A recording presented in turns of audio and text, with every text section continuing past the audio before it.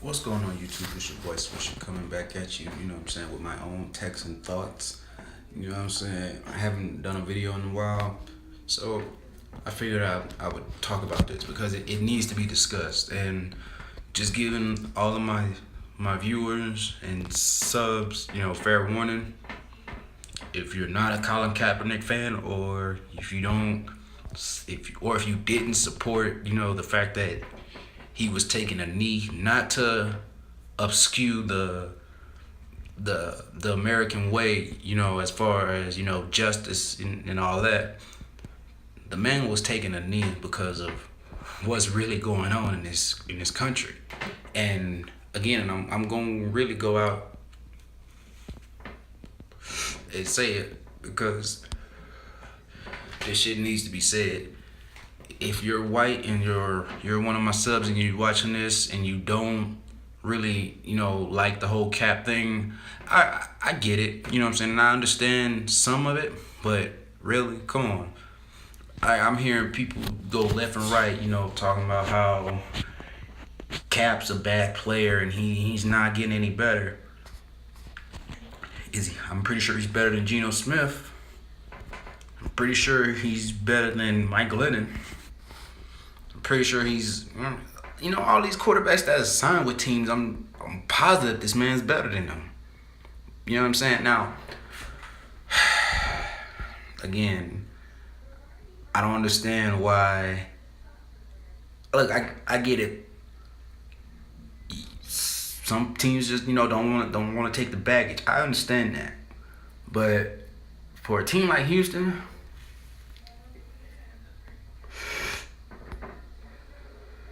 who's on the cusp of winning, I truly believe Cap can take them there, and I can explain how. Look at the team that Colin Kaepernick had around him last year. Like, let's be honest. Let's be honest here. Cap didn't just play bad. The whole fucking team played bad. Like, let's be honest here. The whole fucking team played bad. You know what I'm saying? How many games did they win? And might I also add that Cap wasn't the starter. He was originally, going into there, he was the backup. So Blaine Gabbert was starting over him, and he didn't do much better. You know what I'm saying? Now, that can be a reason for why he isn't signed somewhere. You know what I'm saying? But overall, like I said, the team wasn't playing good.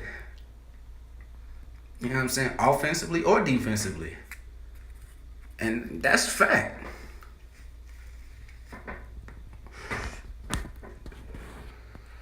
Now let's talk about Mr. Kaepernick's success. The man has been to 2 NFC Championship games. He's played in the Super Bowl. He was what?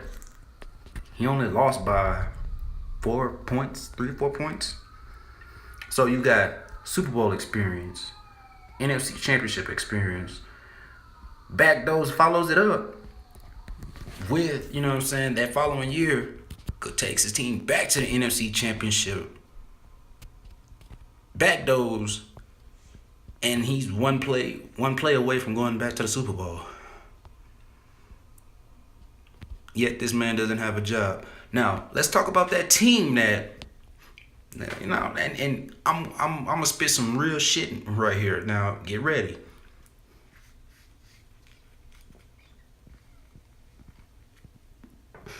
Had to get that back lit. Sorry about that. Now, yes, the team that went back-to-back NFC Championship games and whatnot, that team was built to win. Much like this Houston Texans squad right now. Now, like I said, just think for a moment. Think back to that team, that San Francisco 49er team, and then look at this current Houston Texans team. And what's the missing equation? Colin Kaepernick. When they not only did they have a potent running game with Cap, but they could all, you know what I'm saying? They also had Frank Gore, who was getting older but was still churning out thousand yard years, which in the football National Football League, every football coach says it going into their meetings. I'm pretty sure they do. We gotta stop the run. We gotta stop the run. Well, guess what? It's kind of hard to do that with when you facing a quarterback like Cap, because not only can he throw the ball, which I believe he's more accurate than these evaluators are going on about. These jackasses. Oh my gosh, they that the fact that I just keep thinking about, every analyst that I hear talk about Cap, they just find more and more ways to belittle the man, and the man has had a really good career. Now back to the story, the subject at hand. From an offensive standpoint, they had Anquan Bolden, Torrey Smith, Vernon Davis, a few other, a few other medicinal pieces and whatnot in play that made plays for him every now and then. But it was mostly, Cap killing teams with his legs. You know what I'm saying? Don't get me wrong, he was airing it out and making plays with his arm, but teams just couldn't. It was hard to contain him. And I personally, I feel like he's only lost maybe a slight step. I don't think he's fell off that far athletically from how they're portraying him. You know what I'm saying? Now you put Colin Kaepernick on this team. You go and say Houston does sign him. Let's just throw that scenario out there. Boom. Now teams have to go and mind you, I haven't even discussed the draft yet. Now teams are going, Houston, we never really had to account for their quarterback running because they prefer pocket quarterbacks. Let me do a little quick rundown on that too. It's funny how Houston Texans fans, and it seems like every coach, that's been here, well, I'm not gonna say every coach because I believe we've only had 3 or 4. Yeah, but all of them, all the coaches that we had would prefer to have pocket quarterbacks. Now, look at this league that we're playing, that's here today. Pocket quarterbacks, they survive and thrive, yeah, but you need those quarterbacks like Marcus Mariota. Like it or not, you need to have those kind of quarterbacks now because defenses are getting bigger and faster every year. When you have a quarterback that can, has some mobility to him, it adds a whole nother element to the game. You know what I'm saying? That's just that's harder to defend. You know what I mean? Back to the whole subject of Cap being on this squad. Now, no doubt, I believe he'll be able to make a lot more plays with Hop than Brock did last year. That's for sure.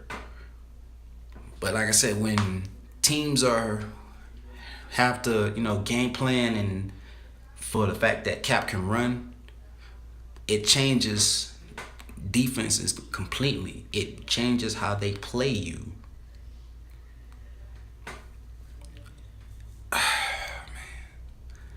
Like I said, I wish I would have went ahead and got my paper and whatnot. You know what I'm saying? That had all my my stats and all that on there. You know what I'm saying? But just came in here and was like, fuck it. You know what I'm saying? I just want to do this video and get it out of the way. But yeah, man. Also, man, another notable weapon that would also help Cap here in Houston if we signed him.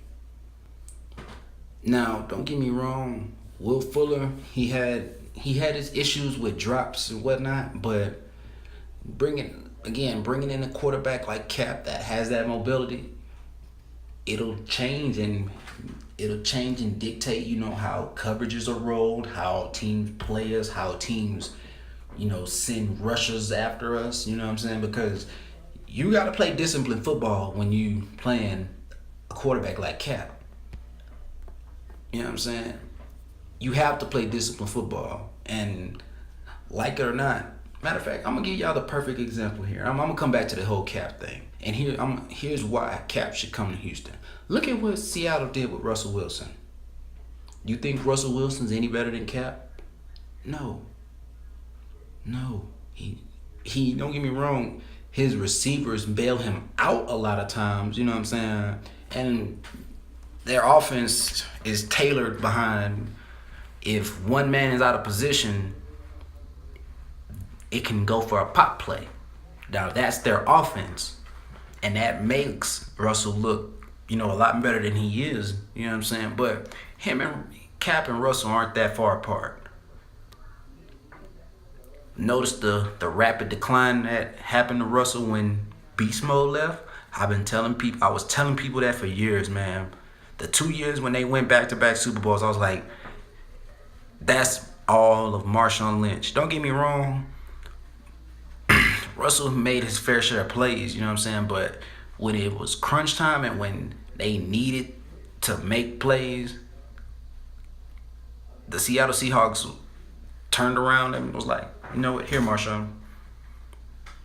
Like how the Rams, how they viewed Marshall Faulk back in the gap, when they figured, if we need to play, we'll just hand the ball to Faulk. That's how Seattle was with Marshawn. You know what I'm saying? I'm coming up on 12 minutes, so I'm going to get ready to wrap it up, you know what I'm saying? But, yeah, man. In my next video, I'm going to go in more depth about it as well. But to all my subs and to the rest of the world, man, open your fucking eyes, man, and look at this from a open-minded standpoint, not from he took a knee, he disrespected the country type shit. No, just again, and I'm gonna reiterate again that the man was not trying to disrespect the military, what it stands for, anything like that. Nothing at all. Was not trying to disrespect any of that.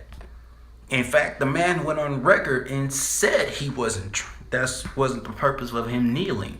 The whole purpose of him kneeling was due to the social injustice of what's going on in America, which is true. Around that time, black people was getting knocked off like I don't know what. You know what I'm saying? And if you can say what you want, but facts are facts. Go look it up. Look at how many officers was just gunning down black men, and you know what I'm saying, that last year. That's what Cap was trying to shine the light on and say, hey, look at this. This ain't right. These cops are shooting us. You know what I'm saying? Shooting at black people. You know what I'm saying? And it's okay. It's justified. They find ways to justify it. That's what the man was, you know what I'm saying? That's what he's shining the light on. But just like America, oh shit, you exposing the fact that we do shit our way. We don't like that. And that shit ain't right.